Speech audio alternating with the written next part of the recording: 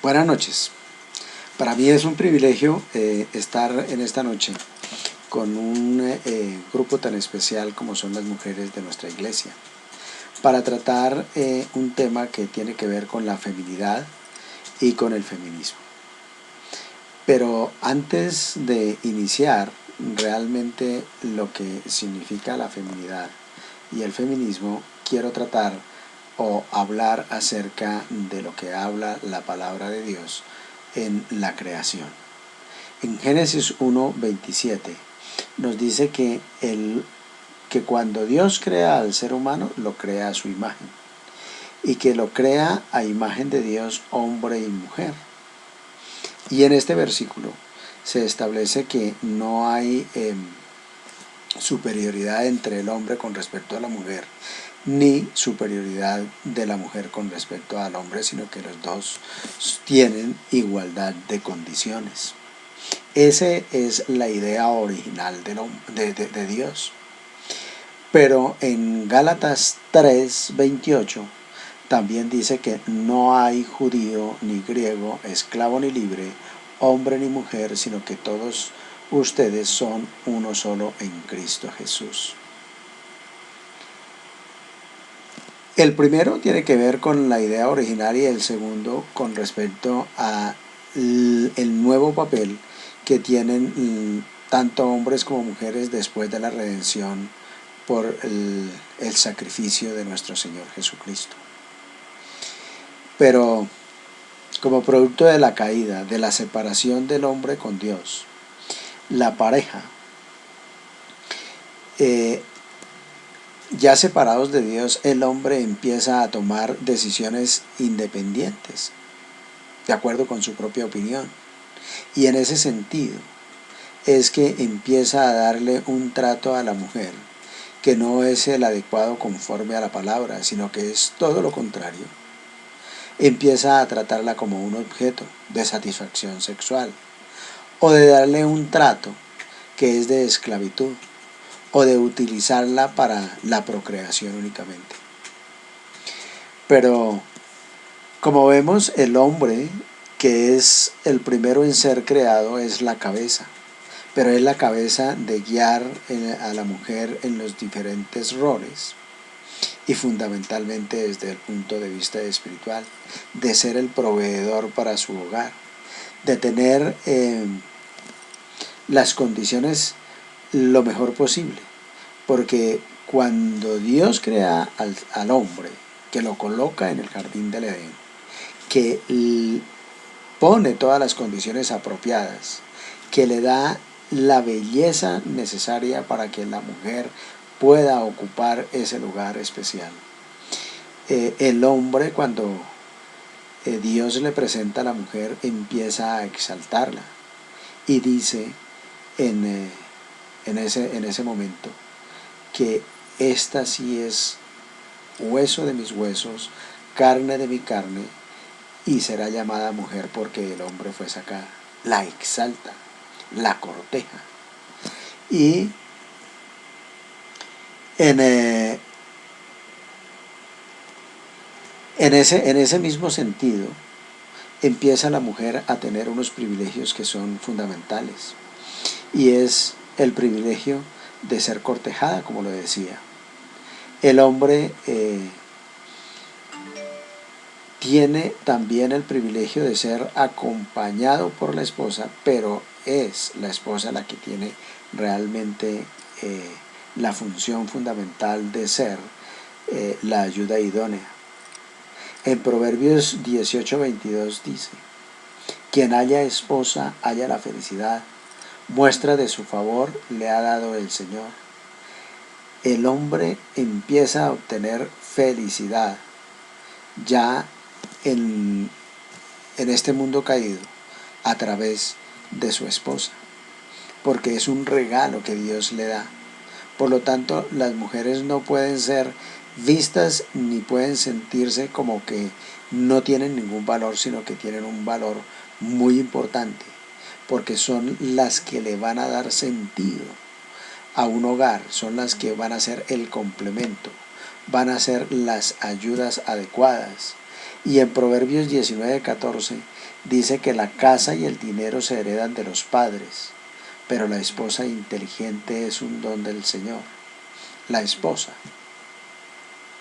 además de ser el regalo para el hombre, debe desarrollar todas sus actividades o roles de una manera inteligente, y que esa inteligencia no es precisamente por ser mujer, sino porque Dios le ha dado esa inteligencia. Además de ser la ayuda adecuada, de tener el privilegio de ser parte de la creación, también tiene un privilegio que es fundamental, y es la de ser confidente del hombre, la de ser consejera, y contribuye de manera muy especial en las generaciones, porque es a través de ella que se da la procreación, y son las que gestan y tienen el advenimiento de los hijos. Son ellas las que en primera instancia experimentan el milagro de la procreación, pueden sentir y pueden consentir a sus hijos desde el momento de la gestación, posteriormente el tener a los hijos y guiarlos conforme a la palabra de Dios. Pero en Proverbios 31 nos habla de la mujer virtuosa, de la mujer que desarrolla los roles dentro y fuera del hogar de una manera muy especial.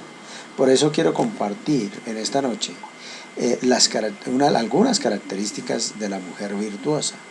Y en primer lugar quisiera hablar de que la mujer virtuosa es el regalo de Dios para el hombre, y es precisamente como un regalo, debe ser vista y debe ser también sentida como un regalo, y que son dignas de admiración, como lo veíamos precisamente en Génesis 2:18 y de Proverbios 19:14, donde el hombre empieza a exaltarla y a cortejarla.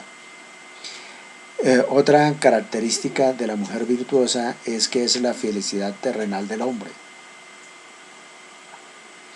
Como complemento, como también lo dice en Proverbios 18:22, y a raíz de ser el complemento y la parte de esa felicidad, el hombre la conquista, la corteja y está dispuesto a dejar a su padre y a su madre y unirse a la mujer para que los dos se fundan en un solo ser. Esto, como precisamente lo dice en Proverbios, lo dice en Efesios 5. Esto es un misterio profundo que solamente Dios nos lo puede explicar cuando vayamos a su presencia. La mujer virtuosa además es corona de su esposo. En Proverbios 12:4a dice: la mujer ejemplar es corona de su esposo, lo que quiere decir que en la medida en que la mujer actúe de manera inteligente, va a estar en primer lugar, va a ser parte sobresaliente del hombre, y va a formar parte de algo muy especial que es el hogar. Otra característica es que la mujer virtuosa tiene el privilegio de traer los hijos al mundo. Así lo establece en 1 Timoteo 2:15. Pero la mujer se salvará siendo madre y permaneciendo con sensatez en la fe, el amor y la santidad. Esa es la responsabilidad que atañe a cada una de las mujeres, porque es un privilegio que no solamente el hombre le da por ser una ayuda que consigue en el mundo, sino que es precisamente un regalo que Dios le da al hombre, y que tanto el uno como el otro deben llevarlo a cabo conforme lo establece la palabra de Dios. La mujer virtuosa enseña a sus hijos, es la responsable de enseñar a sus hijos. Como les decía, tenían el privilegio de sentir, de consentir, pero también de enseñar. Porque en Proverbios 1:8 dice: hijo mío, escucha las correcciones de tu padre, y no abandones las enseñanzas de tu madre. Papeles que son complemento. Los hijos son instruidos, son guiados, son enseñados, y en ambos participan los padres, tanto hombres como mujeres. Los padres porque ejercen la corrección, que debe ser una corrección en amor, que debe estar ayudado por su esposa porque es precisamente la que instruye en el primer momento y que debe ser llevados a cabo en una unidad. Además, la mujer virtuosa es amada. En Efesios 5, 25, 26 le da Dios al hombre la responsabilidad de amar a la esposa. Pero no amarla de cualquier manera, sino que la tiene que amar como Dios nos dice. Y es que los esposos amen a sus esposas, así como Cristo amó a la iglesia y se entregó por ella para hacerla santa. Él la purificó, lavándola con agua mediante la palabra.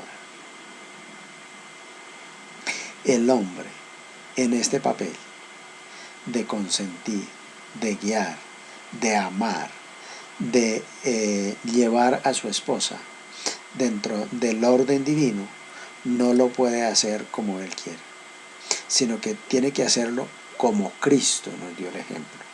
Y Cristo nos dio un ejemplo especial, y es que Él sí dio todo por la iglesia, por nosotros, sus hijos. Él sí dio todo. Él estuvo dispuesto a morir. Estuvo dispuesto a morir en la cruz, a derramar toda su sangre para darnos la salvación. El hombre debe hacer lo mismo con su esposa. Debe amarla y estar dispuesto a dar su propia vida para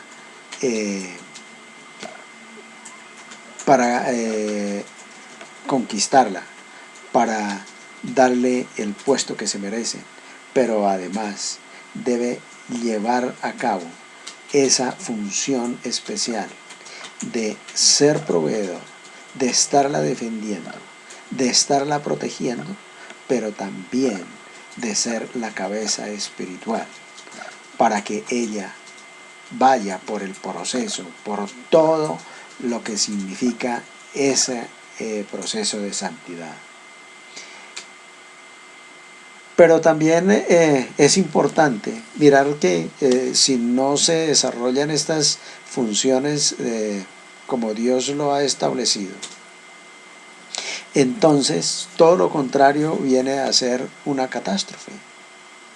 De acuerdo con lo que Dios nos habla en su palabra, y es precisamente que las virtudes que acabamos de ver y otras que existen en la palabra de Dios forman parte de la feminidad porque la mujer viene a ser la ayuda del hombre, viene a ser la consentida del hombre, viene a ser la persona amada por el hombre, viene a ser la corona del hombre. Pero si no lo hace de esa manera, viene a ser una competencia con el hombre, y es cuando se crea el feminismo. Y como precisamente hablábamos al principio, el hombre empieza a trabajar de manera independiente, empieza a tratarla como un objeto, como una satisfacción sexual, como una esclava en el hogar y como objeto para la procreación. Entonces, todo eso generó, como dice precisamente Consuelo Vélez, cuando define el feminismo, lo hace de esta manera. El feminismo es considerado como un movimiento social que expresa resistencia frente a las múltiples discriminaciones a las que ha estado sometida la mujer en razón de su sexo. Eso fue durante siglos en que estuvo la mujer en este estado. Entonces, a raíz de tanta opresión, a raíz de tanta discriminación, la mujer empieza a buscar ese papel que le corresponde, ese privilegio de que hablamos, y entonces empieza a trabajar de una manera independiente, de una manera también competitiva, a obtener los privilegios del hombre, a trabajar y proveer, a ser la persona que dice que no requiere del hombre para desarrollarse. Y es precisamente en Génesis 3:16 cuando Dios, después de la caída, que llama al hombre para que le rinda cuentas, y a la mujer también, en cuanto a la mujer le dice, a la mujer le dijo: multiplicaré tus dolores en el parto, y darás a luz a tus hijos con dolor, desearás a tu marido, y él te dominará. No es una competencia, es una complementariedad entre el hombre y la mujer, porque precisamente el deseo de ser como el hombre, de llevar a cabo los roles del hombre, de tener la independencia del hombre, de no estar sujeta al hombre, como dice la palabra, es la que las lleva precisamente a tener un rol completamente diferente a lo que Dios establece. Dios establece que la mujer es dada al hombre para que lleven a cabo un hogar bien establecido, para que los hijos crezcan conforme a la palabra, que los dos son responsables de la enseñanza y de la guía, que el padre es el proveedor, es la cabeza, que la mujer es el complemento, y que si lo hace de esa manera, el hombre la alaba y los hijos están siempre dispuestos a alabarla por lo que han recibido de la mujer. No es feminismo, es feminidad. Y la feminidad se da, como lo habíamos dicho, de acuerdo con la palabra de Dios, desarrollando los papeles que le corresponden, pero papeles que están determinados en la palabra de Dios. Siempre sujetos, siempre amados, siempre respetados, siempre trabajando y remando hacia el mismo lado, siempre dando la prioridad al amor entre el hombre y la mujer, y como desarrollo de ese amor, como complemento de eso, es que se establecen y se levantan hogares en donde los hijos siguen el mejor ejemplo dado precisamente por el hombre y la mujer. Bueno, muchas gracias y hasta una próxima oportunidad. Ya, pues.